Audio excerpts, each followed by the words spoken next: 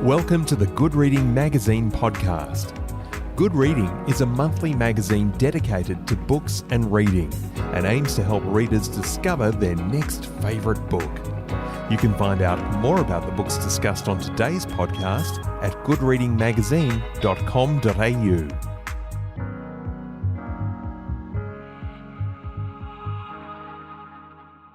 Belinda Castles is the author of 4 novels: Falling Woman, The River Baptists, which won the Australian Vogel's Literary Award, Hannah and Emil, winner of the Asher Literary Award, and her most recent novel, Blue Bottle, won the Stella Prize.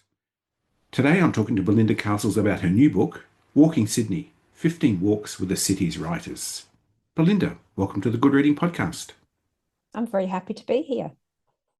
Walking is the fundamental human movement, and for some, the best way to get around. But why and when do we turn to walking when we could easily jump on a bus, a bike, a train, or even a car? That's a very good question. I think I realised I was a walker in retrospect. I've been a writer for quite a long time, and it became clear to me that one of the ways that I solve my writing problems and I think importantly separate myself from all the busyness of life is to go for a walk. And often in Sydney, you'll hear from my accent that I'm not a born and bred Sydney-sider. I'm just so interested in where I am that often I find actually that I'm interacting with the place in a way that makes me want to write about it. So it has a few functions for me. Thinking is central, imagining, having the space to imagine. And also the movement of the body does something to your thinking, I believe. And I'm certainly not the first writer to say that.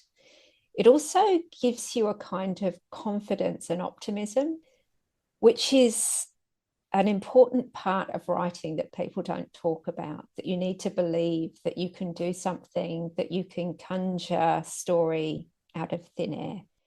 The other thing I would say about walking, which is really important and which I think comes through in several of the walks in this book, is that it's slow and that we move too quickly through the world to notice it. And when we walk slowly, we see the changes in a place, in our city, that's changing so quickly around us. And we can register the people around us, the plants, the animals, the trees, and also the marks of history that might be there that we won't see if we move too quickly.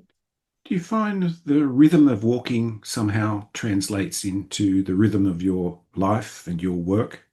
I think that's such a wonderful question. I think it does, and I think it works both ways. I think that I have become a person who is most themselves when walking.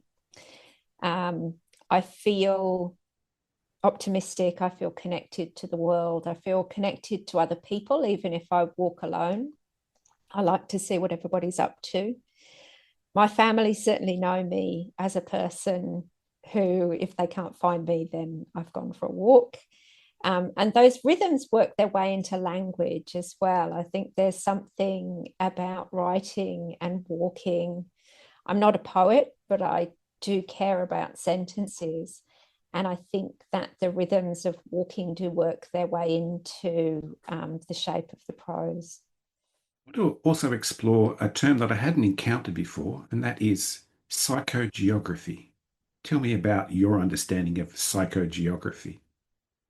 Well, I guess in very broad terms, it has an obvious meaning, which is the meeting of psychology and geography. So it's the way that places engender feelings.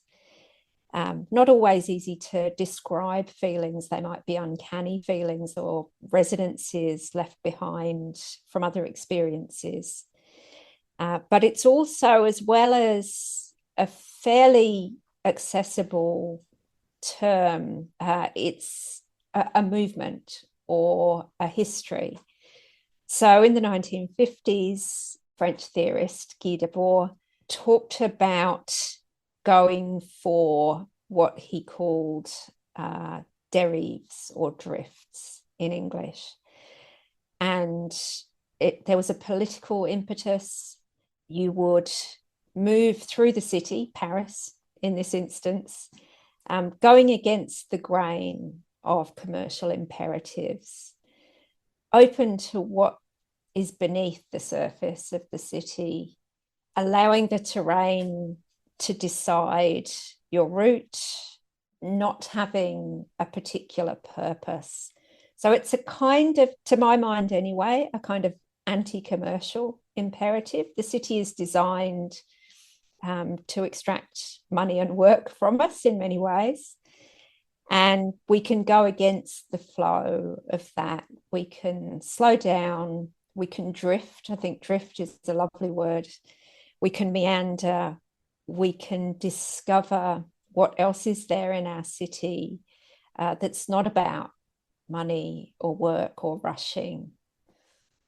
At its best, or perhaps even at its worst, walking is a multi-sensory experience, meditative, perhaps, exploratory, interactive or not, possibly a social or antisocial experience. But I want to ask, what was the spectrum of experience that you found in the walking with these 15 Sydney authors?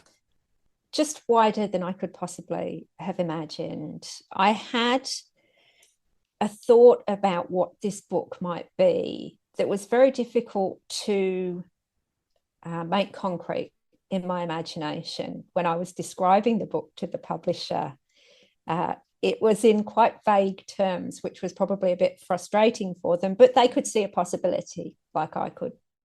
So what I hoped to find was a range of very different writers talking about Sydney as a very different set of places. And I certainly found that. But I was endlessly surprised by the ways that people interacted with their city in an imaginative way and in their daily lives. I had some expectations, I think, about what people might make of walking and writing as well, that I was continually surprised by. One example was I asked Malcolm Knox, who lives quite near the beach, about walking. And he said that he doesn't walk that much these days. And I had in mind that he was something of a walker because he wrote a piece in his early days of journalism that was a psychogeographic tour of Sydney. But it was clear from talking to him and the book that we were talking about, Bluebird, which is set around Freshwater, that some of the functions I think of as walking functions, he had taken offshore, sitting on his surfboard, idling, thinking, being in the elements, allowing the environment to enter his imagination. So little surprises like that, where the work comes from, were always lovely. Let's talk about the first walk in the book, and that's with Jazz Money around Eveleigh and the Carriageworks. Jazz Money is a Wiradjuri artist, filmmaker and poet. The starting point for your walk with Jazz has a rather grisly history. That's right. We met on Wilson Street, and on Wilson Street, you're sort of between lots of suburbs. Newtown, Eveleigh, Redfern's not far. McDonaldtown, exactly. So McDonaldtown station was very close to where we started the walk. And it's one of those names that catches the imagination as you're going through on the train line to Newtown, because there isn't a suburb called McDonaldtown, or at least there isn't now. There used to be.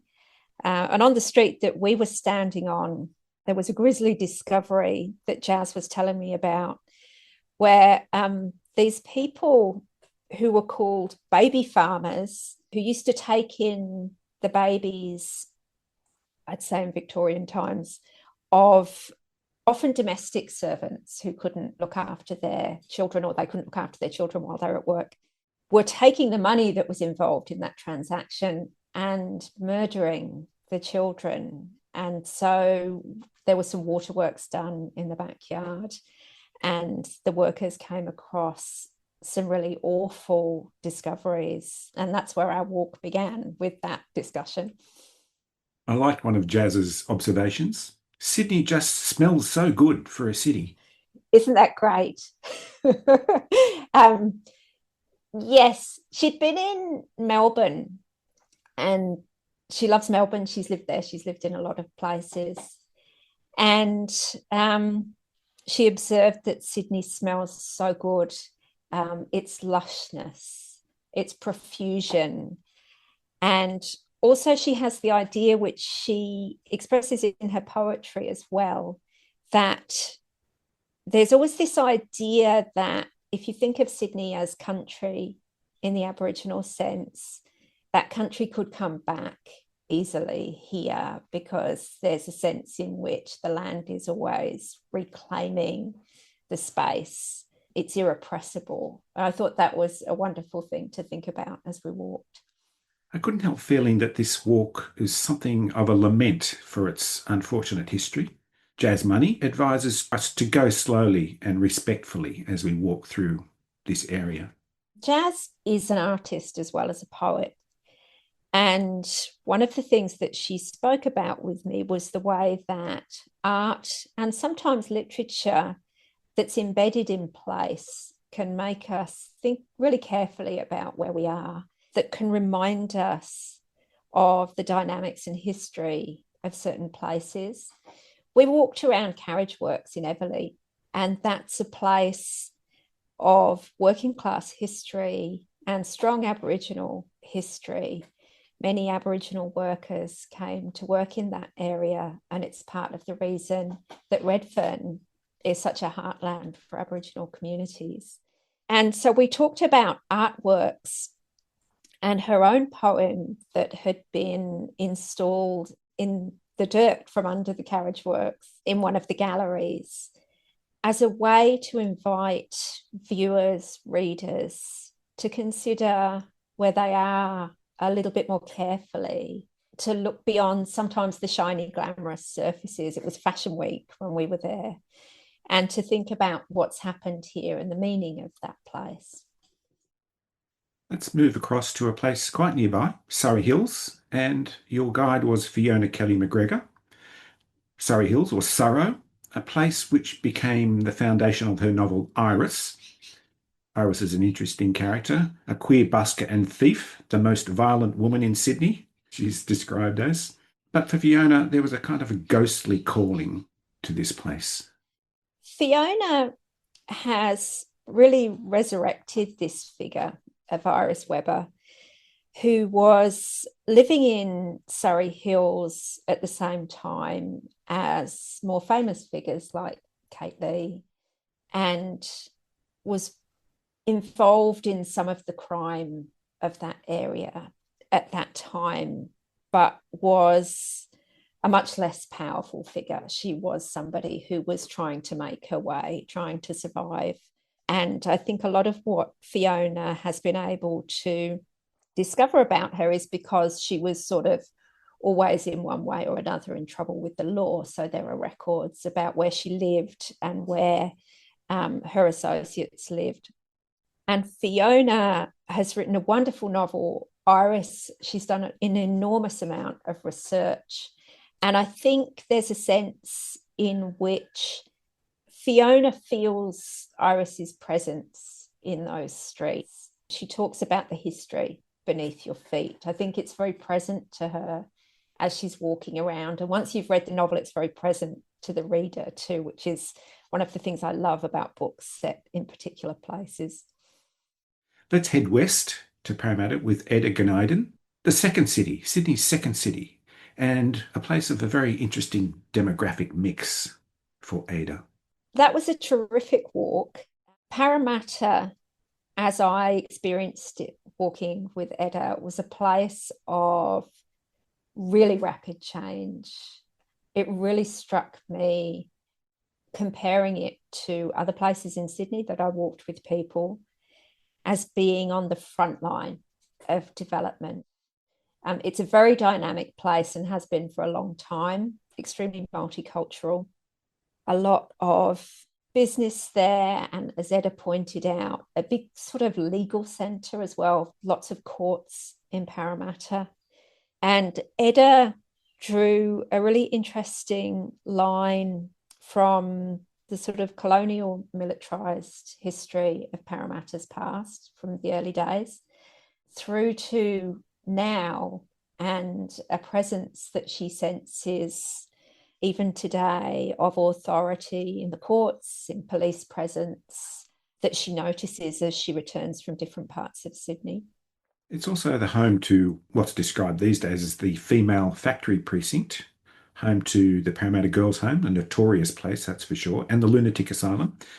As you walked with Edda, I think you observed it's hard to know what to feel as you walk among the buildings, imagining what sounds you might have once heard. That precinct now, at least on the day that I visited, is very quiet. And Edda had been talking to me about the ways that there's some tension around reuse of those spaces, because it's absolutely beautiful there on the river, these gorgeous sandstone buildings, but there really is a horrifying violent past, and there are many people alive today who carry some of that past.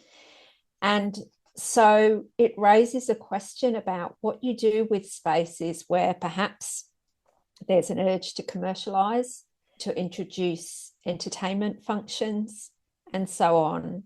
But in some ways, this is what some call a traumascape.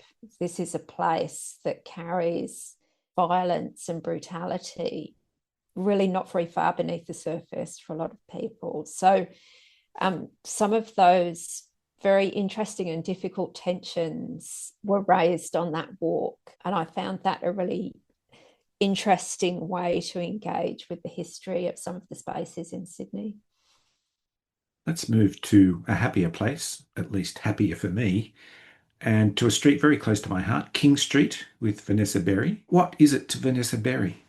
I would say from our conversations that Vanessa is one of the perhaps many thousands of people in this city who have migrated to the inner west from wherever they grew up and found a warm welcome that allows you to be who you are, even to help you shape your identity a little when you're in a formational stage, to find your tribe, as Vanessa puts it.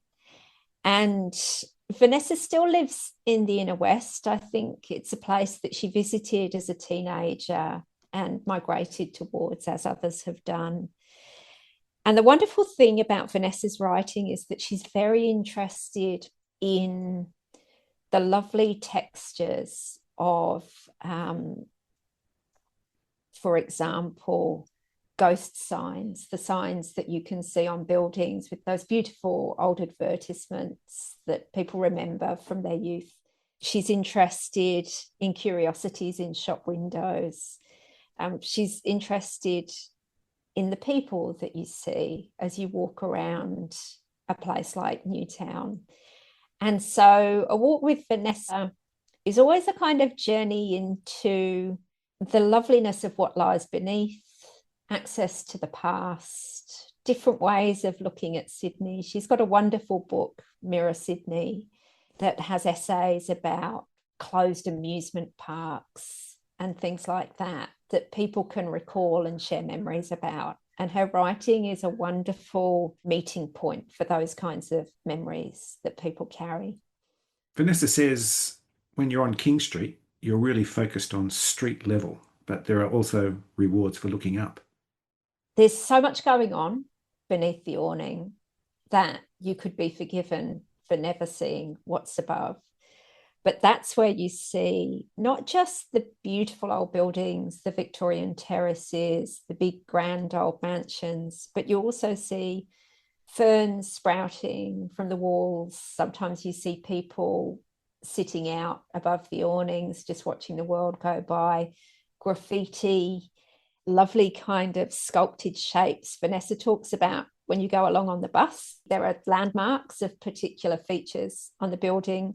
There's also, as you would know, being familiar with King Street, the We Have a Dream mural near the junction with Emerald Road. There are so many things that bring people together, memories of particular pubs, bookshops, Gould's Book Arcade.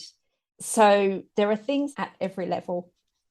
I love the way when you get to that intersection between Emerald Road and King Street, and you've got to think, which way do I go? That's right. What do I feel like? Do I feel like some really good food on Emerald Road, or do I feel like a quiet little stroll down South King Street?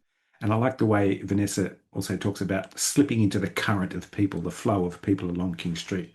Yes, that's right. I mean, I have my own nostalgia about King Street. When I first moved to Sydney, I lived just behind South King Street, just behind the Sando pub. And I met my husband in a share house. So, and these are the kinds of memories that people have about that area, I think. So I am familiar with it. And I love the way that Vanessa talks about King Street having phases. So if you start at the north near the uni, and there are certain bends and you can only ever see a section at a time. And there are bits of it that you're sort of connected with. So for me, I was always connected with the stretch from the Emerald Road junction up along Dendy Cinema, Better Red Than Dead, the flower shop on the other side of the road. Gould's was a bit of a trek. I didn't always get as far as Gould's, but we all have those bits of King Street that are just saturated with memories, I think. Let's move on. Let's move on to Yagoona and Sheila Ngọc Phạm. You took a walk from Yagoona into the heart of Vietnamese Bankstown, and I was surprised to hear that the word Yagoona in the Sydney district Aboriginal language means today or now. Does that name still reflect the reality of this place here and now? Absolutely. I was so pleased to discover that that's what the name meant, because the area is so alive, I think. I wasn't hugely familiar with Bankstown and the Bankstown area before taking this walk, except in a slightly limited way from going to Western Sydney University. But the campus used to be a bit out of Bankstown. So that realization that Yagoona means now felt very apt to me, because walking into Bankstown with Sheila, we encountered many different cultures. And through Sheila's work, she's an arts worker, she's a health worker, she's a writer. She's very involved with her community. We saw lots of people that she knows. She grew up not too far away, so her family is still around. Walking through those streets into the heart of Vietnamese Bankstown, through the little arcades, past all the unbelievable food smells, amongst people living their lives, going about their business, beautiful, huge greengrocers shops. It feels somehow actually like this is Sydney. This is the reality of Sydney, this wonderful, multicultural, lively place where people are bringing up their kids and making connections and making art at the Bankstown Arts Centre. Brian Brown talks in an article about going to the swimming pool down there where the Arts Centre is when he was a kid, and realising as he sits in the Bankstown Poetry Slam that that's where he is. And what a wonderful realisation that this is where he is now in Sydney. Let's take a paddle down the Cooks River with Michelle de Kretzer. I always find the Cooks River to be a place rather battered and bruised by time, but somehow still manages to maintain a certain charm, with so many sort of nooks and crannies waiting to be discovered. For Michelle de Kretzer, she found it to be a place to be written about. Michelle moved up to Sydney from Melbourne some time ago. And she told me that she was familiar with the literature of Sydney, but that it had been focused in the East as far as she could tell, or you know, those classic authors like Patrick White, Jessica Anderson. But the discovery for her was that she was free to write about this area that didn't seem represented in literature. So the area that we walked in was the lovely long green stretch along the Cooks River that takes in several suburbs, Dulwich Hill, Marrickville, looping back round through Earlwood and Helston Park, but you can go much further than that. It was a revelation to me because even though I've lived in the inner west, I didn't know that bit of the inner west. And I do recall as well, when I lived in the inner west in the 90s, that the Cooks River was spoken about in dismissive terms because it had been so abused, you know, by industry and development and so on. Well, it is the site of many a discarded shopping trolley, that's for sure. Yes. But there has been wonderful work by the communities on the banks of the Cooks River to restore it to a place that's healthy for people to live around, to enjoy, to have as their garden. And I think to some extent that's been successful. For Michelle, it's a place where she walks, imagines. You can see that in her books, The Life to Come and in the story Springtime, that all the little locations around there are finding their way into her work. The birds, particular houses, the flooding of the river, and so on. And so it was wonderful to walk through there with her. There's also a note of sadness to walking through there, as Michelle has written. She used to walk through there with her dog Minnie. And so there's all those memories of particular walks in that place. And I think that's another surprising and lovely element of our walks through the city, the memories of who we've walked previously in those places with. I'd like to finish this walking tour with Larissa Barrett, a very important place for her and her heritage as an Indigenous woman, but also the place of Paul Keating's very famous Redfern Address. This chapter ends the book, and it felt like such a generous gift to me for Larissa to share her memories with me. The chapter more generally is a walk around the southern part of the CBD and through Redfern, thinking about community organisations, sites of activism and protest, Redfern as the birthplace of so many important movements that continue today. But really the heart of the walk, I think, was standing in Redfern Park and Larissa remembering when she was a young woman and being down at the park, and a rumour went round that the Prime Minister was coming.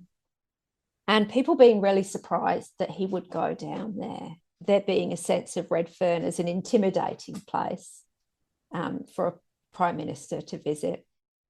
And she talks about being at the back of the crowd because she wasn't important. She didn't have a spot. And when Keating said that we were the ones who committed the massacres, we were the ones that took the children, she said that in her mind you could hear a pin drop.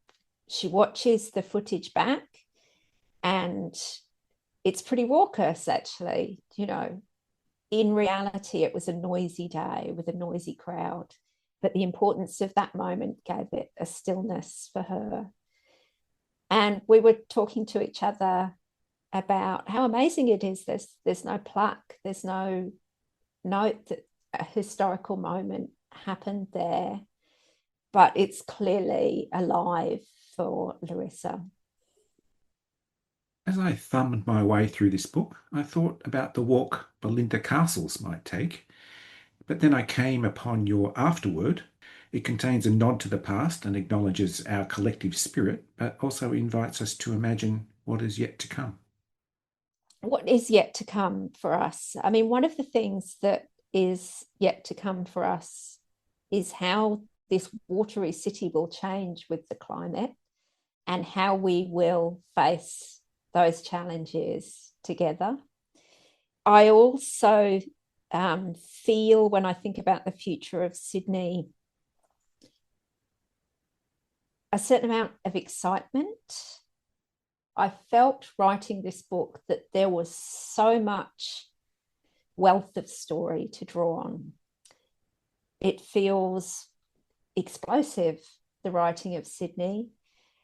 I was very excited and felt privileged to have so much First Nations writing to draw on, to deepen my understanding of where I am.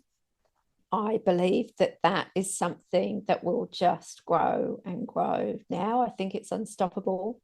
I have grown-up kids. I think about the lives that they might live in Sydney.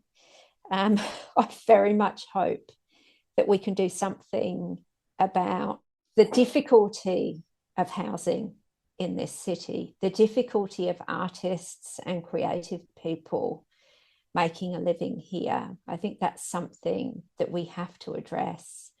But I find it very difficult to walk around Sydney and not believe that the future is bright.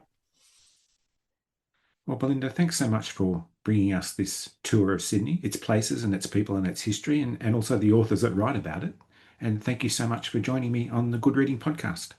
It's been an absolute pleasure, and the book was a pleasure to make. I've been talking to Belinda Castles about her new book, Walking Sydney, 15 Walks with the City's Writers. It's published by New South, and you can find it at goodreadingmagazine.com.au. My name's Greg Dobbs, and thanks for listening.